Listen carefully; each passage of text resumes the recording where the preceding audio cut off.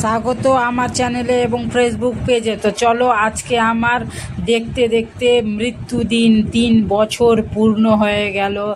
আজকে ছিল 25/2025/05। তো দেখতে দেখতে 3টা বছর পার হয়ে গেল। আজকে আমার মৃত্যুদিন ছিল। আজকে মৃত্যুদিন ছিল 25 তারিখ 5 মাস 2025। তো চলো দেখতে দেখতে আমি 3টা বছর পার হয়ে গেল।